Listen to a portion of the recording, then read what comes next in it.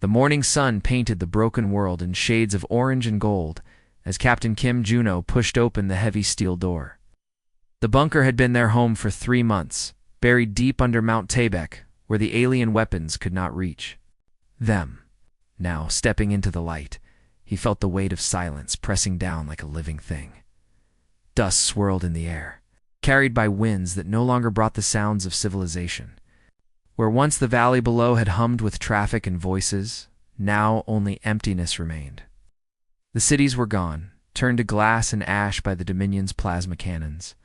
Seoul had vanished in a single night, its 25 million people, reduced to shadows, burned into melted concrete.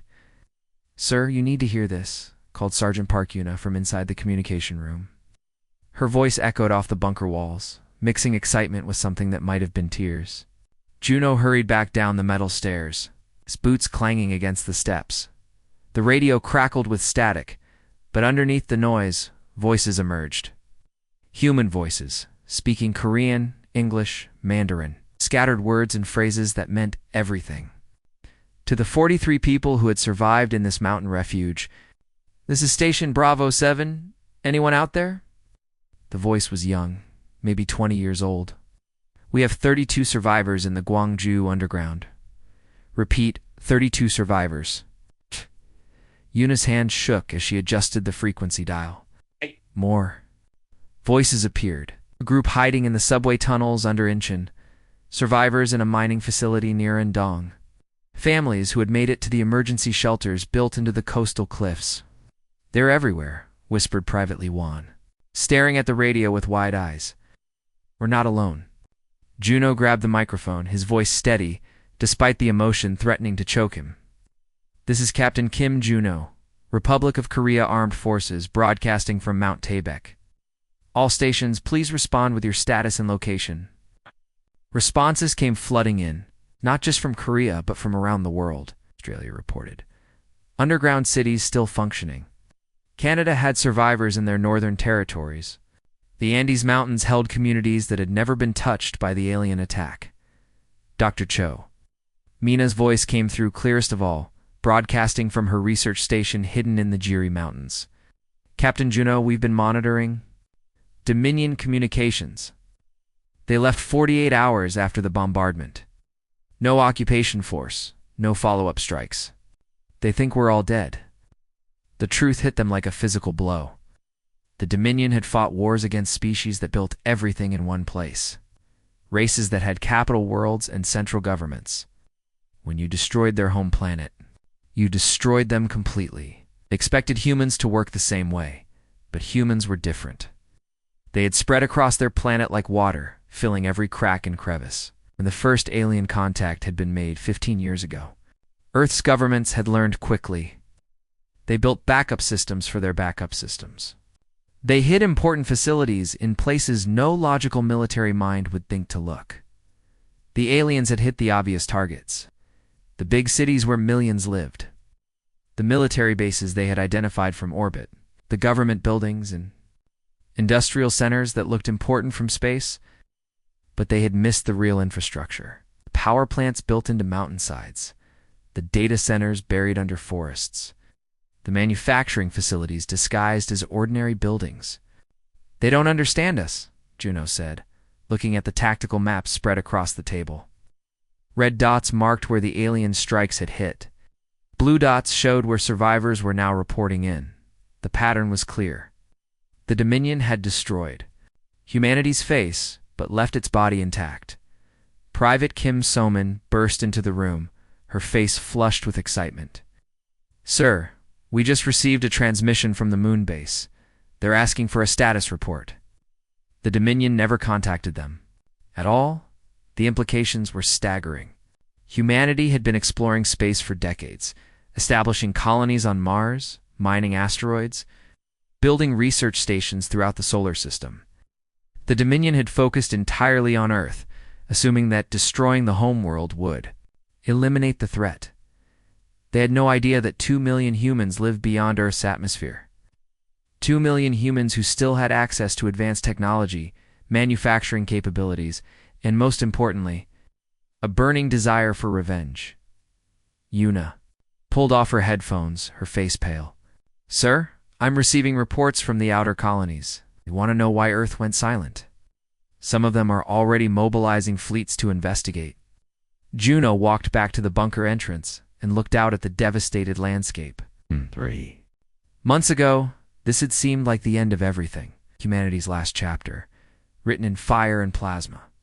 The Dominion had been so confident in their victory that they had not even bothered to stay and watch their enemies die. But as he listened to the voices crackling through the radio, as he saw the determination in his people's eyes, Juno realized the truth. The Dominion had not ended humanity's story. They had simply turned the page to a new chapter where humanity would rise from the ashes, stronger and more dangerous than ever before. The aliens thought they had won a war. They had no idea they had just made an enemy that would never stop fighting. Dr. Cho Mina wiped the sweat from her forehead as she worked at the massive radio equipment. The research station had been built into the Jiri Mountains 20 years ago, designed to study atmospheric changes. Now it served as the nerve center for something far more important. Her fingers moved quickly across the keyboard, sending coded messages to locations she hoped still existed. The journey to reach her had taken Captain Juno's team 5 days through the wasteland. They had traveled at night, hiding from the alien. Patrol drones that still swept the skies occasionally. The roads were gone, melted by plasma fire. So they moved through forests and mountain paths like their ancestors had done centuries before. "Signal coming in strong from Sector 7, Mina announced, adjusting the large antenna that poked through a hidden opening in the mountain face. "This is getting interesting." The voice that emerged from the speakers was clear and confident. "Antarctic Station 7 calling all Earth stations. Dr. Deho reporting. We have big news down here in the ice." Juno leaned forward, gripping the edge of the table. Antarctica had always been isolated, but if they had survived the attack, they might have information the rest of Earth needed. "We made contact with Luna Base 3 hours ago," Deho's voice continued. "Commander Park Ji-hoon says they never received any surrender demands from the aliens. The Dominion seems to think that destroying Earth was enough. They never even tried to contact the moon colonies." The room fell silent, except for the hum of electronic equipment. Lieutenant Kim So-min stared at the radio with her mouth open. "Didn't know about the colonies?" she whispered. "That's not all." Deho's transmission continued. "The Mars research stations are asking why Earth communications went dark. Earth, something happened to us." "The Jupiter mining platforms. Want to send supply ships?" "Nobody out there knows about the attack." Mina switched to a different frequency, one she had been monitoring for weeks. "Listen to this," she said, turning up the volume. Voices came through in English, Spanish, Russian, and languages Juno didn't recognize. "This is Station Alice Springs, Australia. We count 200 survivors in the underground complex. Solar power system still working. Canadian Northern Command here. Yellowknife Bunker has 43 people. Our satellite dishes survived. The electromagnetic pulse. Andes Mountain Research Center calling. We have contact with 17 other facilities across South America." The picture that emerged was staggering. While the major cities burned, the scattered research stations, underground facilities, and remote outposts had survived almost untouched. The Dominion had targeted what they could see from space, but humans had always been good at hiding important things underground. Private Li Huan was writing numbers on a whiteboard, adding up the reports as they came in. "So far, we count over 50,000 confirmed survivors," he announced. "And those are just the ones with working radios." "It makes sense," Mina said, adjusting another frequency. "The aliens fought wars against the Kalian Republic and the hegemony. Those species build everything around their capital worlds. One big attack destroys their entire civilization. They expected us to work the same way. But humans were different. They had learned from thousands of years of war and disaster. When governments fell, people survived in villages. When cities burned, they rebuilt in the countryside. When enemies conquered their lands and melted into the forests and mountains and kept fighting, the radio crackled again, this time with a transmission that made everyone in the room stop breathing. "This is Mars Colony 1 calling Earth Control. We haven't heard from you in 3 months. Our supply convoy is ready to launch. Please respond with landing coordinates." Sergeant Park Yuna grabbed the microphone so quickly she almost knocked over her coffee. Mars Colony 1. This is Earth Survivor Network. We need to talk. Over the next hour, the horrible truth emerged. The human colonies scattered across the solar system had no idea that Earth had been attacked. They had been waiting for supply schedules, research data, and routine communications that would never come. To them, Earth had simply gone quiet, but that meant something incredible. The Dominion had declared victory and moved on to fight other wars. But 2 million humans still lived beyond Earth's atmosphere. 2 million humans with spaceships, advanced technology, and manufacturing capability. They have weapons, whispered Salmon, reading from a datapad as the Mars colony sent their status report. Military escort ships, mining lasers that could be converted to weapons, and construction platforms that could build anything we need. Commander Park Ji-hoon's voice came through clearly from the moon base. Earth stations were organizing a supply run to assess the situation. But I have to ask, what happened down there? Juno took the microphone, his voice steady and cold. Commander, we were attacked by an alien force called the Dominion. They believe they destroyed all human life on Earth. They were wrong. The silence that followed lasted almost a full minute. When Ji-hoon responded, his voice carried a tone that Juno had never heard before. Pure, focused anger. Captain Will. Be there in 72 hours. Start making a list of what you need. And Captain, make sure that list includes weapons. Lots of weapons. As night fell over the mountains, Mina looked at her communication logs. In one day, they had connected 57 survivor groups across 6 continents. The network was growing, and with it, something the Dominion had never expected. Hope the sound of machinery filled the air as Chief Engineer Park Ji-soo walked through the underground factory. 6 months ago, this place had been dark and silent, another casualty of the Dominion attack. Now it buzzed with life as hundreds of workers moved between assembly lines that stretched deep into the mountain. Section 4 is back online, reported her assistant, checking items off a long list. The metal fabrication units are working. At full speed, Ji-soo smiled as she watched robotic arms welding steel beams with perfect precision. The Hanwha complex had been built to survive anything, buried 300 meters under solid rock. When the aliens had bombed the surface factories, they had no idea that the real manufacturing power lay hidden beneath their feet. Captain. Juno arrived as she was inspecting the main production line. He had changed over the past 6 months, becoming the leader that scattered human survivors looked to for guidance. His uniform was patched and worn, but his eyes burned with the same determination that kept them all going. How are we doing? He asked, watching as automated systems assembled components with machine-like efficiency. Better than I dared hope, Ji-soo replied, wiping oil from her hands with a rag. We're producing at 60% of what we made before the war. The robots didn't care about the attack. They just needed power and raw materials. That was the secret the Dominion had missed. Humans had learned to build systems that could work without constant supervision, while other species created centralized factories that required thousands of workers. Humans had developed automated production lines that could run themselves. Young technician Bae-hoon looked up from a wall of computer servers, his face bright with excitement. The quantum storage networks are finally connecting. We've got access to 95% of our technical databases. This was the moment that changed everything. The screens around them lit up with technical drawings, patent files, and research data. Juno realized what they had accomplished. The Dominion had destroyed Earth's cities and killed billions of people, but they had failed to destroy human knowledge. Every blueprint for advanced technology had been stored in multiple locations. Every scientific discovery had been backed up in hidden data centers. Every engineering breakthrough had been preserved in quantum storage systems buried deep underground. Look at this, Hyun said, pulling up files on his screen. Fusion reactor designs, advanced metallurgy, quantum computer specifications. It's all here. But more than the technology, something else had survived the attack. The comfortable, peaceful humanity that had existed before the war was gone. In its place stood a species that had been forged in fire, united by loss, and driven by a burning need to survive. Dr. Song Yoonji emerged from her workshop. Her lab coat stained with chemical burns, and her hair tied back in a practical ponytail. In the old world, she had been a university professor researching theoretical physics.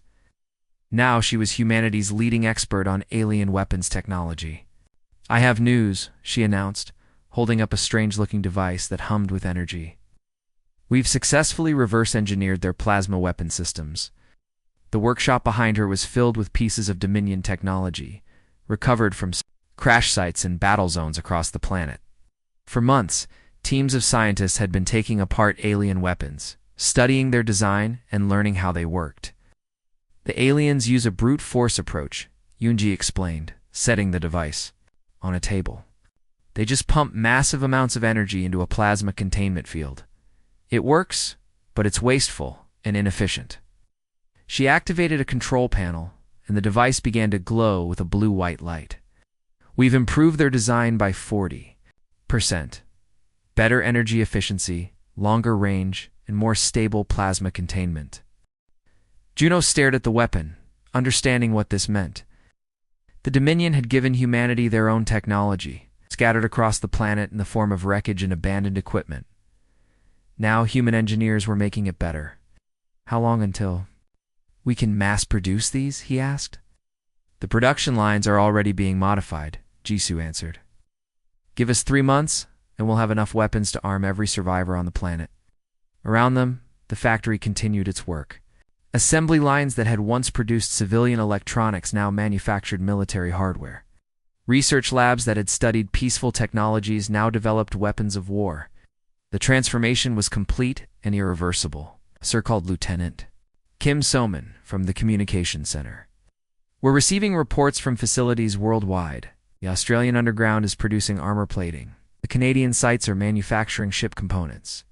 The South American network has started building spacecraft engines." The scope of the recovery was staggering. While the Dominion fought new wars on distant worlds, humanity had quietly rebuilt itself into something far more dangerous than it had ever been before. The scattered, redundant systems that had saved them from extinction were now being turned into weapons of revenge. Technician Park Yuna approached with a tablet full of production reports. "Sir, we have a problem," she said, though her expression suggested it might be a good kind of problem. "What is it?" Juno asked. "We're producing military equipment faster than we can use it. The off-world colonies are sending raw materials, and our automated systems are working around the clock. This rate will have the largest military production capacity in known space within a year." Juno looked around the bustling factory, listening to the sounds of humanity rebuilding itself. The Dominion had expected to find a broken species when they returned to claim Earth. Instead, they would find something that had never existed before. In human history, a species with nothing left to lose. Commander Kang Jin-woo walked through the corridors of New Seoul, his footsteps echoing off the polished metal walls. 18 months ago, this place had been nothing but empty tunnels. It's carved into the bedrock beneath the Han River. Now it housed 50,000 people and served as the beating heart of humanity's revenge. The command center stretched out before him like something from a science fiction movie.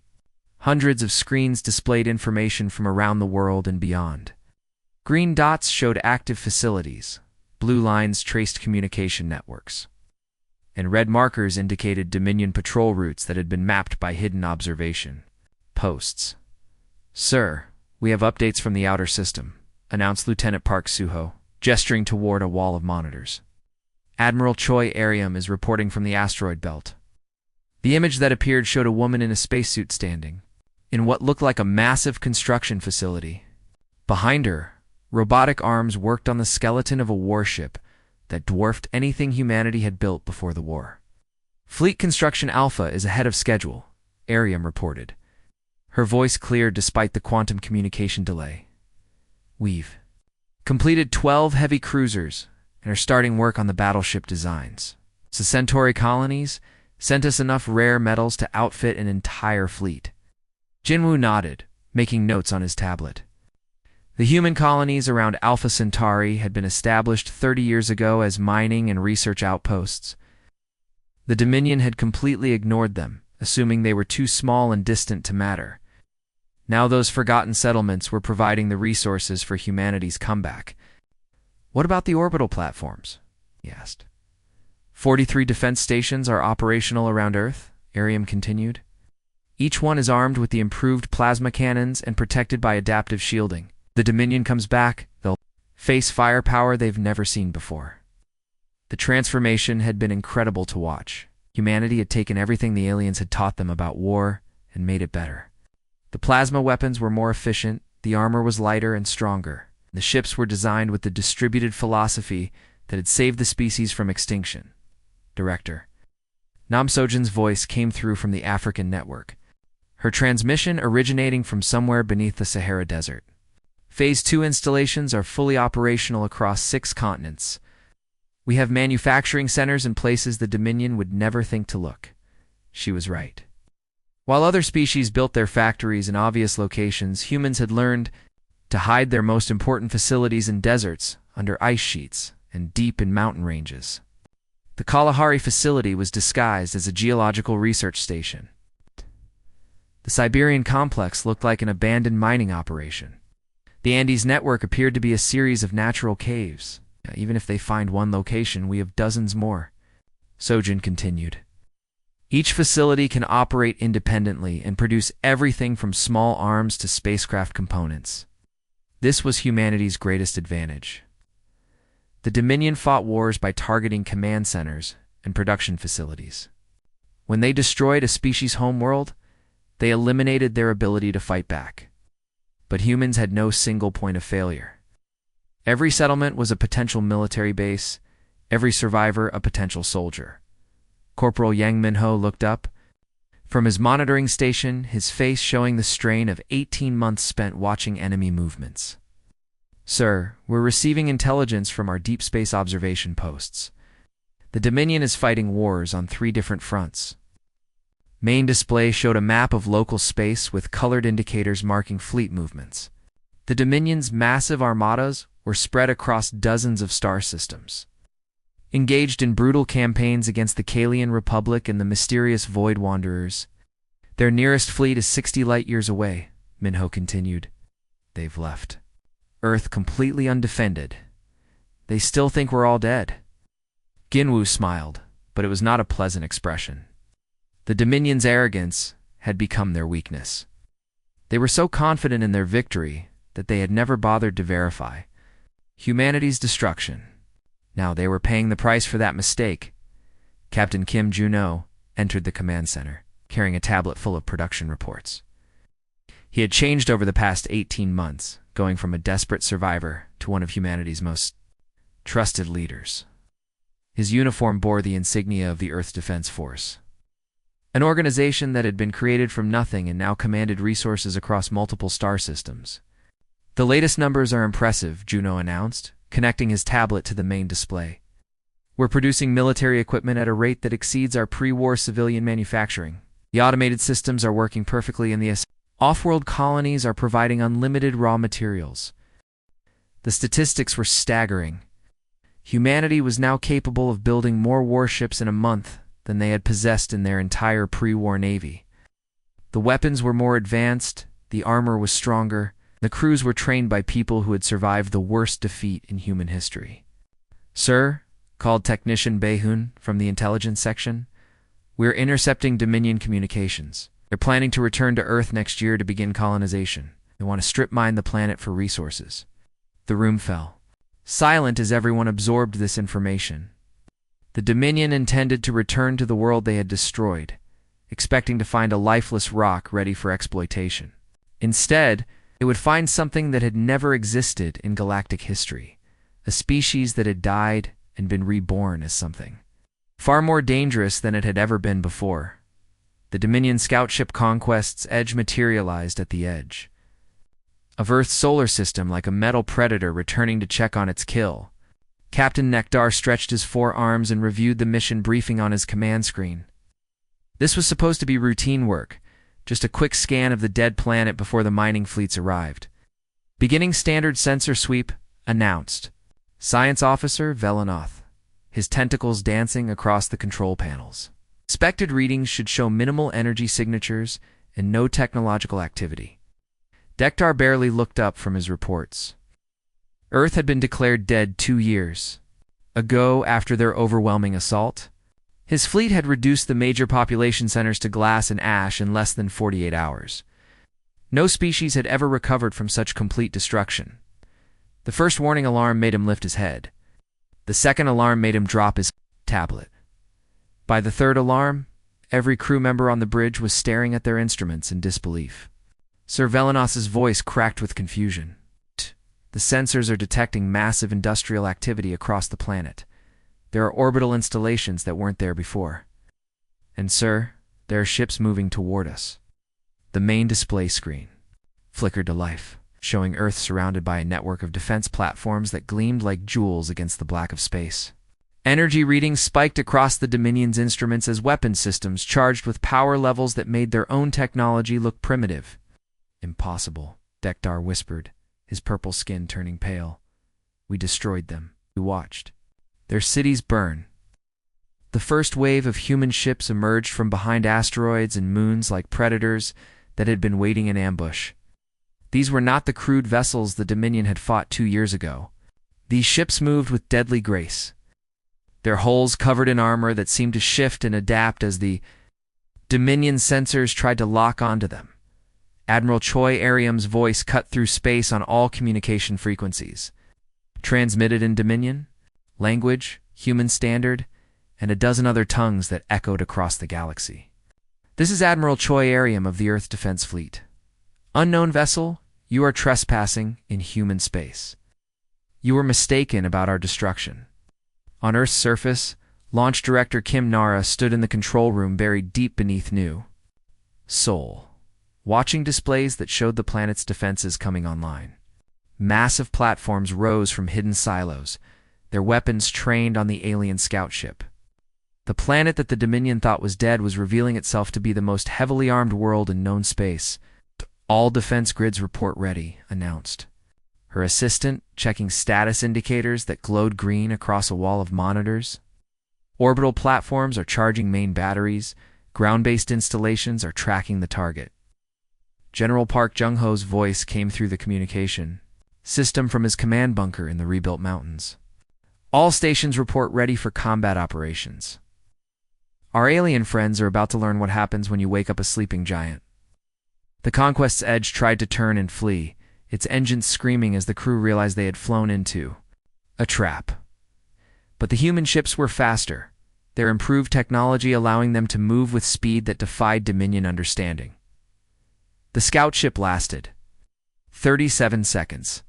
The destruction was not violent or dramatic.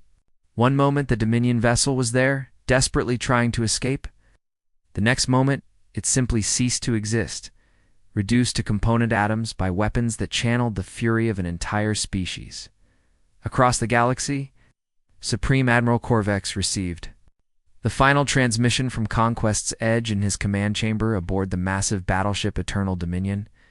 He stared at the tactical displays with 4 eyes that had never shown fear, watching as his carefully planned expansion came to a sudden halt. They survived, he said to his assembled officers, his voice carrying a note of something that might have been respect. The humans not only survived our attack, they used it to transform themselves into something we've never encountered before. The scattered nature that had saved humanity from extinction had made them impossible to fight using traditional methods. There was no capital world to destroy, no central government to eliminate, no single leader to kill. Every human settlement had become a potential military base. Every survivor, a potential enemy. On Earth, President Lee Suna stood before cameras that broadcast her words to human colonies scattered across dozens of star systems. Behind her, the rebuilt capital of New Sol stretched through underground chambers that could house millions of people and produce enough weapons to arm entire fleets. 2 years ago, they thought they had ended our story, she said, her voice carrying 2 Mars, 2 Alpha Centauri, to the mining stations in the asteroid belt where human workers built ships of war. They were wrong. They didn't end our story. They gave us a new beginning. The camera pulled back to show the massive command center where thousands of humans worked at stations monitoring the defenses of their transformed world. Ships moved, between orbital platforms like schools of metal fish, their hulls bearing the symbols of a species that had died in fire and been reborn in determination. Today we take our place among the stars, Suna continued, not as the broken remnants of a conquered world, but as something far more dangerous. We are a species that learned to thrive in the darkness. The Dominion had claimed Earth was lost. They had been right, but not in the way they expected. Earth was lost to them forever, transformed into humanity's greatest fortress and the symbol of their refusal to surrender. The war was just beginning.